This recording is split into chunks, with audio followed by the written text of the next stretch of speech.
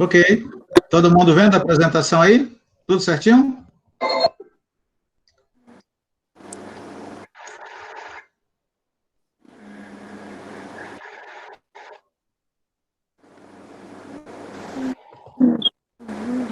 Ok, gente? Tá todo mundo vendo aí a apresentação? Sim, professor.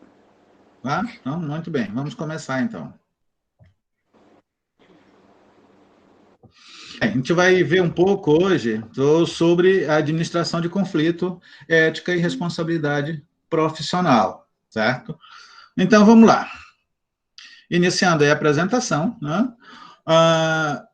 Os conflitos, normalmente, ele acontece por divergências de objetivos, né? Ou seja, ou você não concorda, você está em desarmonia com certa opinião, ou você entrou em discussão, ou essas discussões provocaram colisões, né, com impacto em andamento de projeto, etc. Então, normalmente acontece por divergência, né? O processo que se inicia quando uma parte percebe que a outra está frustrada ou quando não corresponde, digamos, a sua opinião a respeito daquilo que você gostaria que fosse. Então, o conflito inicia a partir daí, né? O objetivo da gerência de projeto em relação ao conflito, considerando essa discussão como um todo, ele é de resolver. Quando todas as partes envolvidas no conflito estão satisfeitas, nós costumamos dizer que aí sim esse conflito foi resolvido, né? Sobre a estatística de conflito em relação ao projeto, boa parte desses conflitos, ele ocorre em função a schedule, né? O que é um schedule?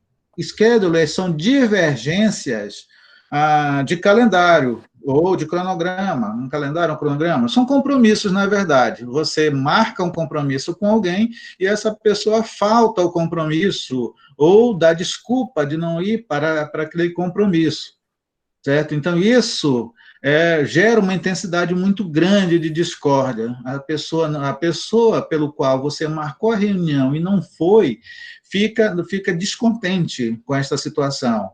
Tá? Então, quando eu marco com alguém, e o projeto trabalha muito essa parte de conflito, porque para você ser um bom projetista, você precisa assumir responsabilidades.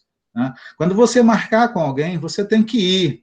Né? Você não pode dar desculpa, e muito menos tentar desmarcar, mesmo porque o projeto trabalha com previsão. Então, você previu aquilo ali, você marcou com uma necessidade de ter aquele compromisso. Então, quando você marca o compromisso, você tem que comparecer.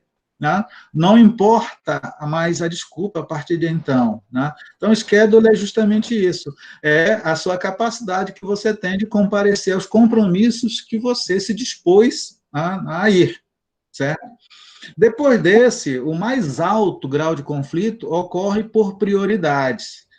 E isso eu tenho falado para vocês, né, quando nós estamos trabalhando liderança.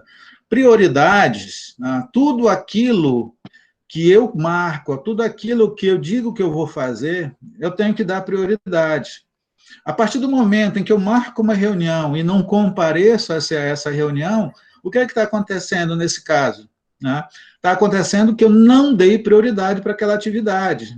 E não importa se meu carro furou o pneu, se o ônibus não passou no horário, se eu perdi o ônibus ou acordei tarde, tudo isso são desculpas. Né? Portanto, você não pode dar desculpas a partir do momento em que você marca seu compromisso, né? Então, marcou o compromisso, ele passa a ser sua prioridade até então. Então, quando você não dá prioridade, isso gera conflitos, né? No projeto, o terceiro grau de conflitos é a mão de obra. São divergência entre o que eu quero para o meu trabalho. Eu vou contratar uma mão de obra especializada, eu vou contratar uma mão de obra técnica. Quando eu devo usar uma mão de obra técnica e quando eu devo usar uma especializada. Tá? Então, isso gera conflitos. São graus de conflitos que ocorrem em gestão de projetos. Então, eu diria para vocês o seguinte, para resolver esse caso, entenda o seguinte, especialista, ele é a pessoa que pensa, no projeto. Ele é aquela pessoa que planeja tudo como deve acontecer, né, cada atividade dentro do projeto. Então, portanto, nós temos que usar especialista para pensar, né? Ou seja, para pensar de como cada atividade ou cada tarefa deve ser executada. Tá? Agora, se eu quero executar essa atividade, o que eu tenho que fazer, na verdade, é com uma mão de obra técnica. O técnico, ele é da execução. O especialista, ele é do pensamento, é o cara que pensa como fazer. E a mão de obra técnica é que executa aquilo que o especialista planejou, né? Ou seja, escreveu. Tá ok? Então, essa é a diferença entre eu ter uma mão de obra técnica e uma mão de obra especializada. A mão de obra técnica ela é mais barata, mas se você está com essa mão de obra há muito tempo, ela passa a ter um custo muito maior. Né? Então, ela terá um custo muito maior. Portanto, você tem que saber, durante a execução do seu projeto, durante o planejamento do seu projeto, tem que saber quando você vai precisar de uma mão de obra técnica e quando você vai precisar de uma mão de obra especializada. Certo? Isso submete ao próximo item do nossas causas de conflito, que são justamente as questões técnicas. Ora, o que é um serviço técnico e o que é um serviço especializado? Né?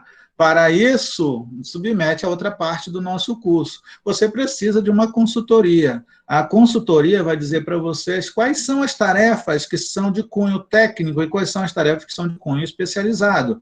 Né? Portanto, é lá que você vai dirimir essas dúvidas. Né? Então, isso também é um problema do ponto de vista da administração do conflito. A outra, logo embaixo, é a administração. É a forma com que você administra seu grupo, o seu jeito de administrar. E aqui tem algo a ver com a liderança. Né? Administrar, normalmente, faz com que pessoas, né, não são todas, mas algumas pessoas se acham, pelo fato de estar administrando um grupo de pessoas, ela pode mandar. Olha o termo que eu estou usando, mandar. E não é isso. Né? Quando eu estou administrando um grupo de projeto, eu estou liderando, portanto, eu, acima de tudo, tenho que ser exemplo para a minha equipe. Eu é que tenho que dar exemplo para a minha equipe. Né? Então, eu não posso, pelo fato de eu ser um administrador do meu grupo de projetos, eu simplesmente, todos têm que fazer o que eu mando. Não é por aí. Né? Nós vimos isso aí nas aulas passadas, quando estávamos trabalhando a parte de liderança. Né? O outro quesito, mas com menos intensidade, digo, é o choque de personalidades. O choque de personalidade, gente, ocorre quando eu olho para a pessoa e digo, olha, não vou com tua cara. Né? É tipo isso, gente. Tá? Então, minha personalidade difere da sua personalidade. Um bom administrador sabe muito bem administrar a personalidade dos seus grupos. Né? Passa a conhecer profundamente cada um com componente do seu grupo. Né? Por isso que eu falei para vocês na aula de liderança. O líder, em determinada circunstância, ele torna-se um confidencializador do componente do seu grupo. E, por isso, ele deve ser uma pessoa de confiança. Não pode ser qualquer pessoa. Nem pode chegar, alguém conta alguma coisa e sair contando para todo mundo. Né? Ele tem que pesar os prós e os contras antes de tomar uma atitude como essa. Então, o choque de personalidades é um ponto conflitante em projeto. E, por último, né, que muita gente acha que em projeto meu principal problema vai ser como eu vou gastar o dinheiro. Não é. Né? Porque, como existem ferramentas para você trabalhar o custo é o que menos vai dar trabalho para vocês. O custo que vai oferecer menor obstáculo ao longo tanto do projeto quanto da execução do projeto. Né? Bem, seguindo mais à frente, como é então que eu vou resolver esses problemas de conflito? Né? Quando estamos em conflito, a melhor forma de resolver um conflito é você se retirar do conflito. Porque o pessoal costumava, né, até pouco tempo atrás, né, o pessoal costumava dizer o seguinte, quer dizer que se você que foge da briga é covarde. Não, gente. Você que sai de uma discussão, você é inteligente. Né? Porque se você ficar lá, a confusão vai continuar existindo. Então, no primeiro momento, qual é a minha primeira atitude como um gerente de projeto para resolver um conflito? Se está havendo conflito, opa, vamos parar, vamos sair desse conflito, né? Para depois ir para a parte do smoking, né? Ou seja, eu vou jogar não vou evitar, né, que quando eu faço a retirada, eu executo o smoke, porque aí eu não vou estar jogando panos quentes, né, para que as pessoas fiquem cada vez mais divergentes em relação às suas opiniões. Né? E a terceira, que é a negociação. Né? Então, o confronto num conflito, ele é justamente a negociação. É quando eu vou ouvir as partes, né? Tanto vou ouvir a parte A quanto a parte B. E só depois, né? Só depois eu vou tomar uma posição, né, como líder. Né? Lembrando o seguinte, nesse meio tempo, gente, não existe o certo e o errado. Tá? Existe aquilo que eu falei para vocês, aquele que tem poder de melhor argumento, a não ser que a coisa esteja bem explícita e você perceba qual é o lado que tem razão. Então, aí fica mais fácil você tomar a sua posição. Né? Outro é o compromisso. O compromisso nada mais é do que a colaboração dos seus componentes. Né? Então, e aí ele também tem muito a ver com o item anterior, que é a parte de negociação. Né? Então, como é que eu trabalho o meu convencimento, né, para fim de buscar a solução, para que as duas partes se sintam satisfeitas e se resolvam. Ok, olha, chegando por esse ponto, está resolvido o problema. Né? Por último, a força. A força aqui não é chegar lá, entrar no meio do conflito e esmurrar todo mundo. Longe disso, tá, gente? Tá? A força aqui, na verdade, é dar ênfase a seu ponto de vista, ou seja, oferecer alternativa, é trabalhar profundamente o convencimento, certo? Bem, o próximo quadro apresenta aí as preferências de estilos para a solução de conflito. Não, o que o gerente de projeto mais executa durante a administração de conflitos. Não? Então, vamos lá. Nós temos aí dois lados que penduram em relação ao que mais se rejeita e o que é mais favorável. Então, partindo do princípio, conforme a apresentação de vocês, que vocês estão observando aí, olha, vocês estão vendo aí que aproximadamente 15% dos líderes, né, deixa eu permitir mais alguém aqui que acabou de chegar, né? 15% dos líderes, eles trabalham a negociação, né? Aliás, eles rejeitam a negociação, né?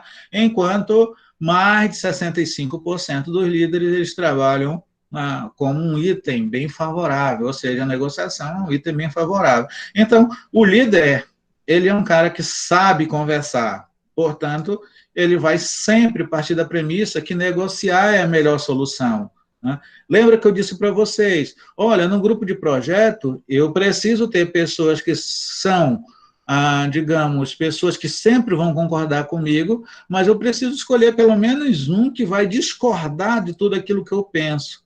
Né? É ele que vai abrir, digamos, a reflexão sobre o que eu posso fazer em relação ao conflito. Né? Então, se eu pegar pessoas que só concordam comigo, provavelmente eu vou cometer erro no meu projeto. Então, eu preciso de um que discorde, né, que rejeite a minha proposta para que eu possa pensar duas vezes, olha, ir por esse lado é realmente a melhor solução ou não, né? Então, por isso a negociação, digamos, do ponto de conflito, ela é a mais favorável, né? O próximo, gente, olha só que interessante aí, olha. O próximo, depois da negociação, né, as preferências para a solução de conflito é você ser pontual. Olha que legal, né? Devemos ser sempre pontual, devemos ser sempre verdadeiros naquilo que prometemos e naquilo que nos comprometemos a fazer. Então, o seu compromisso para uma equipe de projeto, ela é essencial. Não.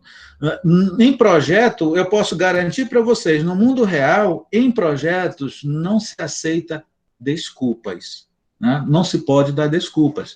Pessoas que dão desculpas são pessoas que são retiradas imediatamente de projetos. O administrador, o líder, ele pode até tolerar por um determinado tempo, mas ele mais cedo ou mais tarde ele vai substituir você, né? Lembra, projeto ele é um trabalho em time, não é em equipe, é em time. Meu principal compromisso está em ver o meu projeto concluído, né? E não em ver minha atividade e não chegar ao fim, né, no resultado final do meu projeto. Portanto, o compromisso ele tem mais de 40%, né, de aprovação por parte dos líderes, né? Olha só, os smoking, né? Os smoking, né? Já é ali aquela parte lá que nós vimos sobre você ser uma pessoa que costuma sempre chegar no horário certo, né? Nos momentos certos de cada reunião, não atrasa seus compromissos. Tá? Então, a pessoa que marcou está lá, disse que vai acontecer assim, dessa forma aconteceu, ou seja, é uma pessoa verdadeira. Tá? Então, ele é pelo lado das preferências do estilo de solução de conflito, ele é mais de 40% também, né, para a solução de determinados problemas. Por último, a força. Força de quê? Mais uma vez, força aqui não é brigar, gente. Força aqui é força de argumento, meu poder argumentativo. Eu posso, né, não é pelo fato de eu ser o líder e de não aceitar, não aceitar determinada desculpa, que eu vou ser uma pessoa intransigente. Muito pelo contrário. A minha força de convencimento vai fazer com que o meu líder do projeto ele aceite ou não meu ponto de vista. Né? Então, a força trabalha basicamente em cima disso. Né? E, por último, lá, a retirada. Né? Então, vocês estão vendo aí, olha, que do ponto de vista para a solução de conflito, a retirada ela é um dos itens menos favoráveis, né, para o líder de projeto. O líder de projeto jamais foge dos seus compromissos, jamais ele vai ver um grande conflito acontecendo e simplesmente ir embora. O que ele faz naquele dado momento, ele faz uma rápida retirada para entender o porquê daquele conflito e logo em seguida ele retorna para dar uma solução. Certo? Gente, eu vou tentar passar um videozinho aqui para vocês, não sei se vai rodar, tá? Mas né, vou tentar ver se rola. Né? Normalmente, não sei se vocês estão dando aí para ver o link direitinho, tá? Mas eu vou tentar rodar aqui, né, para vocês. Vamos ver se rola.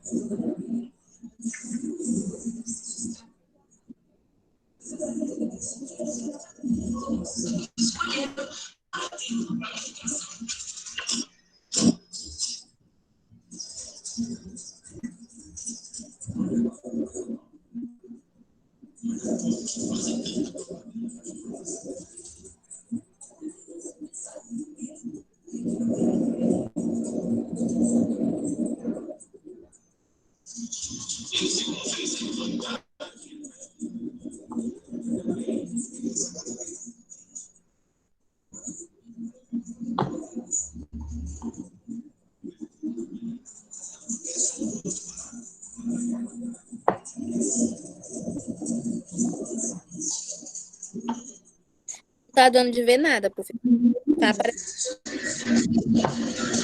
Tá, vamos?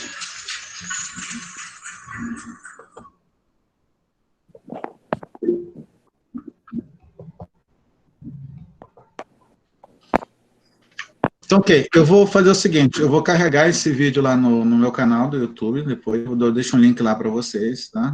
Para vocês darem uma olhada no vídeo, mas ele basicamente ele fala sobre qualificação e posicionamento no mercado de trabalho, né?